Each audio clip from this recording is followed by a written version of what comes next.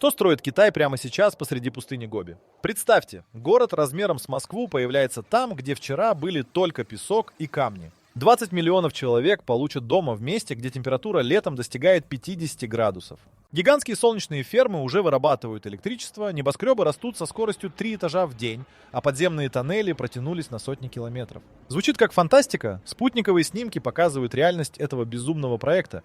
Но самое невероятное, китайцы строят искусственную реку, которая превратит мертвую пустыню в зеленый оазис. И это лишь один из 10 шокирующих объектов, которые меняют лицо Китая прямо сейчас. Это выше, чем Останкинская башня. Биджипанский мост соединяет две горные вершины через ущелье настолько глубокое, что внизу теряются целые деревни в тумане.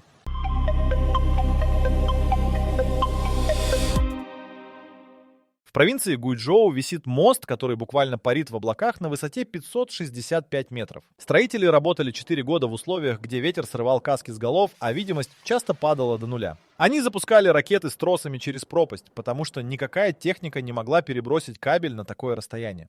Первый трос весил 8 тонн, и его тянули через ущелье целые сутки. Рабочие висели на страховочных тросах над бездной, собирая конструкцию по частям. Длина моста – 1341 метр. По нему проходит четырехполосная дорога, и каждый день ее пересекают тысячи машин. Водители признаются, первый раз страшно, когда смотришь вниз и видишь облака под колесами. Туман поднимается из ущелья и окутывает мост, создавая ощущение, что едешь по воздуху в никуда. Специальные датчики в опорах моста постоянно отслеживают колебания и напряжение. Инженеры использовали технологию, которой раньше не существовало. Конструкция выдерживает землетрясение силой 9 баллов и ураганный ветер скоростью 200 км в час. На строительство ушло 10 миллиардов юаней. Местные жители помнят, как добирались из одной деревни в другую. Раньше путь занимал 5 часов по горному серпантину. Приходилось спускаться в ущелье, переходить реку и карабкаться обратно. Теперь это занимает 1 минуту. Фермеры возят продукцию на рынок, дети добираются до школы, больные успевают в госпиталь. Но китайцы не остановились на одном мосту. В той же провинции построили еще 8 высотных переходов. Гуйчжоу превратилась в мировую столицу мостов-гигантов. 13 из 15 самых высоких мостов планеты находятся именно здесь. Туристы приезжают со всего мира, чтобы пройти по стеклянной смотровой площадке, которая нависает над пропастью. Под ногами прозрачный пол, и кажется, что стоишь в воздухе. Под улицами Пекина растет целый город на глубине 30 метров. –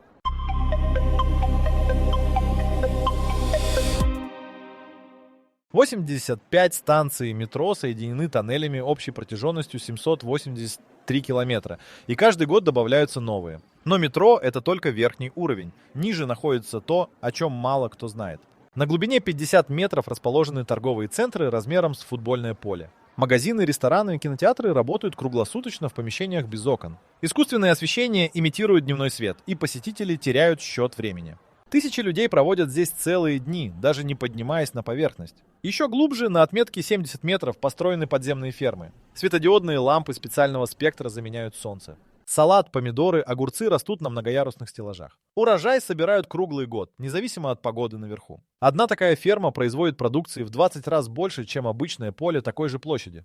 В районе Чаян вырыли подземный спортивный комплекс на глубине 40 метров. Бассейн олимпийских размеров, теннисные корты, беговые дорожки с МТН. Все это находится в искусственной пещере. Вентиляция настолько мощная, что воздух чище, чем на улицах города. Температура держится постоянной – 22 градуса в любое время года. Власти Пекина планируют переместить под землю еще больше объектов. К 2030 году треть городской инфраструктуры уйдет вниз. Склады, парковки, очистные сооружения освободят место наверху для парков и жилых кварталов. Уже сейчас прокладывают подземные дороги для грузовиков. Они будут развозить товары, не создавая пробок на поверхности. В Шанхае строят подземный деловой квартал. Офисные здания уходят вниз на 12 этажей. Сотрудники спускаются на лифтах и работают в помещениях с панорамными экранами вместо окон. Экраны показывают виды природы в реальном времени. Там океан, горы, леса. Психологи утверждают, что это снижает стресс лучше, чем вид на серые городские улицы. Самый амбициозный проект – подземный жилой комплекс в Гуанчжоу. Квартиры расположены на глубине 25 метров.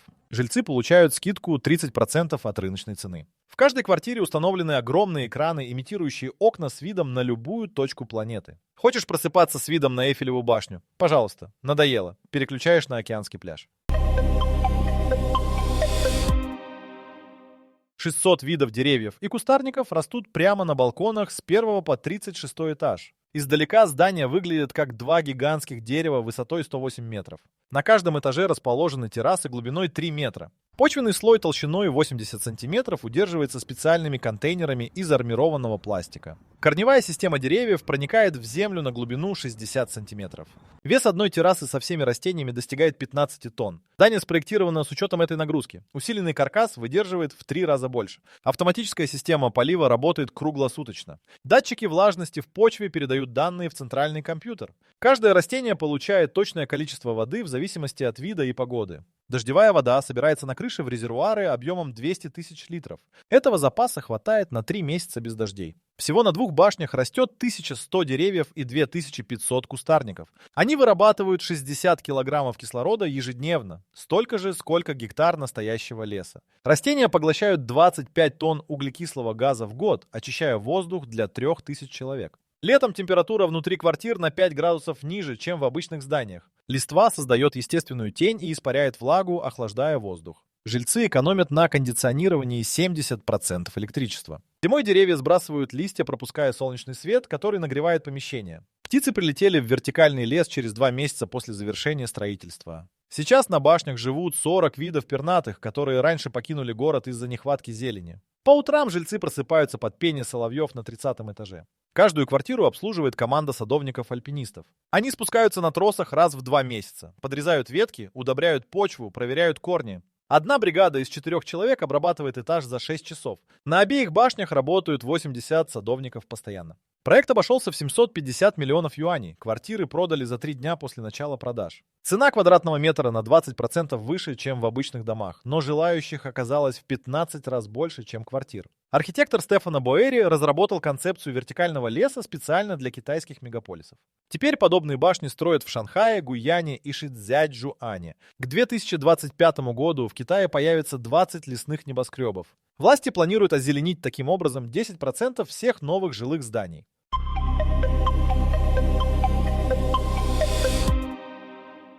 В провинции Гуйчжоу на высоте 2000 метров над уровнем моря находится самый большой океанариум в горах. 400 миллионов литров морской воды закачали в бетонный резервуар, построенный внутри горного массива. Акулы плавают там, где раньше гнездились орлы. Соль для воды доставляли грузовиками из порта Гуанчжоу, расположенного в 1200 километрах. Понадобилось 8000 тонн морской соли. Конвой из 200 грузовиков ехал по горным дорогам 2 недели. Каждая машина везла 40 тонн груза по серпантину с уклоном 30 градусов. Главный резервуар имеет форму подковы длиной 300 метров. Стеклянная стена толщиной 60 сантиметров позволяет наблюдать за морскими обитателями. Акриловое стекло выдерживает давление 400 тонн воды. Через него видно на расстоянии 50 метров, дальний конец резервуара теряется в синей дымке. Инженеры построили систему фильтрации, перерабатывающую весь объем воды за 12 часов. 120 насосов качают воду через песчаные фильтры и ультрафиолетовые стерилизаторы. Температура поддерживается на уровне 24 градусов круглый год.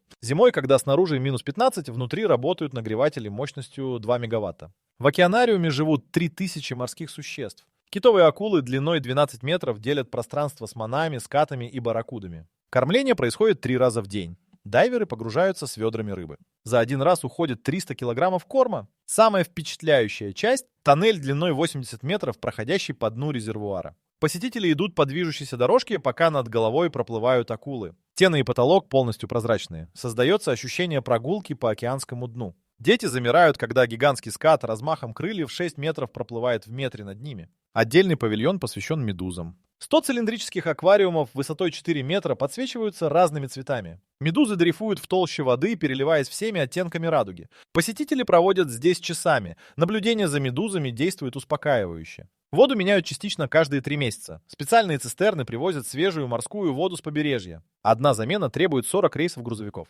Старую воду сливают в очистные сооружения, где ее опресняют и используют для полива сельхозугодий в долине. Строительство заняло 5 лет и обошлось в 4 миллиарда юаней. Океанариум посещают 10 тысяч человек ежедневно. Билет стоит 300 юаней для взрослых. За первый год работы объект принял 3 миллиона посетителей, окупив треть затрат. Местные жители, которые никогда не видели моря, теперь наблюдают океанских гигантов в 2 часах езды от дома.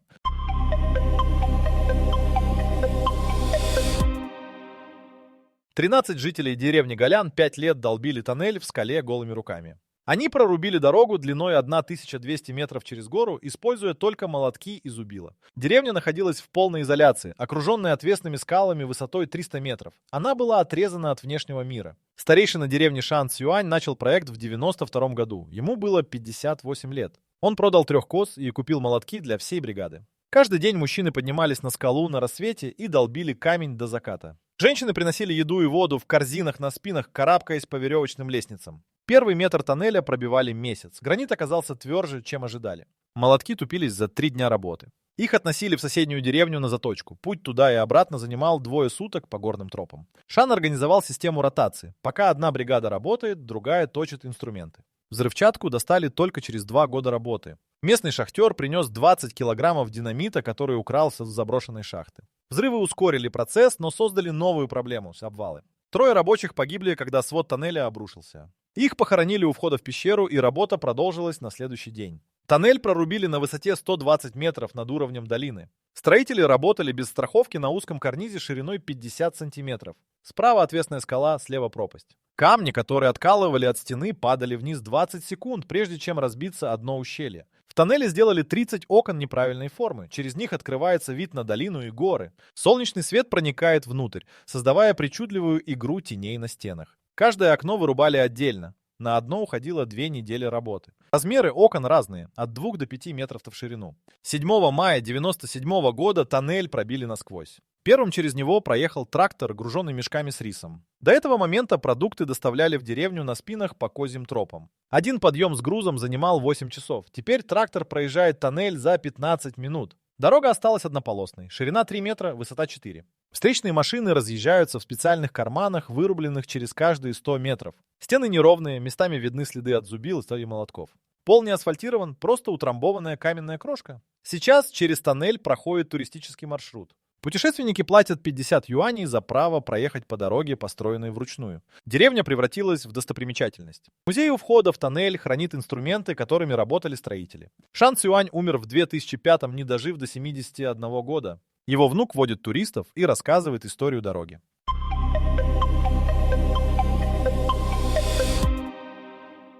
Шанхай тонул каждый сезон дождей. Ливневая канализация не справлялась. Улицы превращались в реки глубиной по колено за 20 минут. В 2016 году власти запустили проект, который звучит как безумие – превратить весь город в гигантскую губку. Они вскрыли 700 километров улиц и заменили асфальт на пористый бетон. Материал впитывает воду как песок, пропускает 300 литров на квадратный метр в минуту. Дождь не скапливается на поверхности. Он уходит вниз через миллионы микроскопических каналов в толщу дороги. Под новым покрытием проложили систему резервуаров общей емкостью 200 миллионов кубометров. Это объем 40 озер размером с Байкал. Вода собирается в подземных бетонных камерах глубиной 15 метров. Стены покрыты специальной мембраной, которая фильтрует воду от масла и мусора. Парки переделали полностью. Вместо газонов высадили растения, корни которых уходят на глубину 3 метра. Ивы, камыш, рогоз впитывают воду в 10 раз интенсивнее обычной травы. Каждый парк стал мини-водохранилищем. Почва удерживает влагу и постепенно отдает ее в грунтовые воды. Крыши 20 тысяч зданий покрыли специальным составом. Дождевая вода стекает по желобам в накопительные баки объемом 50 тонн на каждое здание. Эту воду используют для полива, мытья улиц и технических нужд. Город экономит 30% питьевой воды. Тротуары заменили на проницаемую плитку с зазорами 5 мм между элементами. Вода просачивается сквозь щели в дренажный слой из щебня толщиной 40 см. Оттуда влага уходит в грунт или перенаправляется в резервуары. 18 августа 2021 года на Шанхай обрушился тайфун. За 6 часов выпало 240 мм осадков. Месячная норма. Метеорологи предсказывали катастрофу. Старая система канализации затопила бы половину города. Люди готовились к эвакуации. Город проглотил ливень полностью. На улицах не было ни одной лужи глубже 5 сантиметров.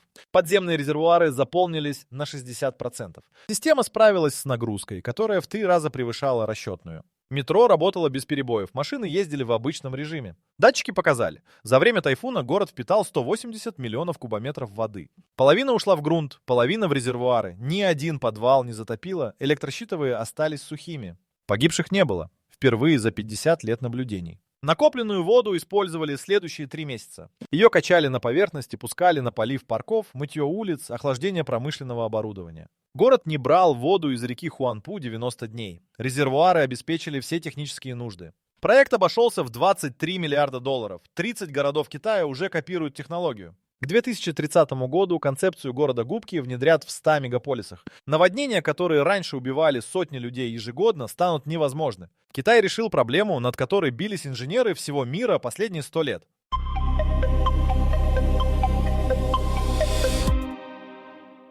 В лаборатории Хэфэя запустили квантовый компьютер, который решает задачи в 300 миллионов раз быстрее самых мощных суперкомпьютеров планеты. Машина под названием Цзюджан обрабатывает информацию способом, который противоречит всем законам классической физики. Внутри установки 60 фотонов одновременно находятся в нескольких состояниях. Они существуют и там, и здесь, пока никто не измеряет их положение. Задачу, на которую обычному компьютеру потребуется 600 миллионов лет, Цзюджан решает за 200 секунд. Физики проверили машину на классической математической задаче – гауссовском сэмплировании. Компьютер должен вычислить распределение фотонов, проходящих через сложную систему зеркал и призм. Количество возможных вариантов превышает число атомов во Вселенной. Цзюджан выдал точный результат за 3 минуты 20 секунд. Установка занимает комнату размером 10 на 12 метров. Лазеры, оптические элементы, детекторы размещены на столе из гранита толщиной 50 сантиметров. Он гасит малейшие вибрации. Температура поддерживается с точностью до 0,01 градуса. Любое колебание разрушает квантовое состояние фотонов.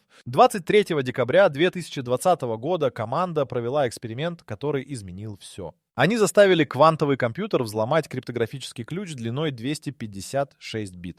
Такой ключ защищает банковские транзакции, государственную переписку, военные каналы связи. Обычный компьютер потратил бы на взлом 10 тысяч лет. Цзюджан справился за 8 часов. Новость держали в секрете 4 месяца. Когда результаты опубликовали, специалисты по кибербезопасности всего мира впали в панику. Вся современная криптография стала бесполезной. Любой пароль, любой шифр можно взломать за часы. Банки начали срочно разрабатывать новые системы защиты, устойчивые к квантовым атакам. Китайцы уже используют технологию. Спутник Модзи, запущенный в 2016 году, создает квантовые каналы связи между городами. Информация передается через запутанные фотоны. Перехватить или расшифровать такое сообщение физически невозможно. Неужели мы скоро будем использовать пароли только как украшение для нашего компьютера? Если вам интересно, что еще интересного творит Китай и как это влияет на нашу жизнь, загляните на наш сайт whiteori.com, ссылка в описании. Пекин и Шанхай обмениваются данными по абсолютно защищенной линии длиной 1200 километров. Следующая версия квантового компьютера будет в 1000 раз мощнее.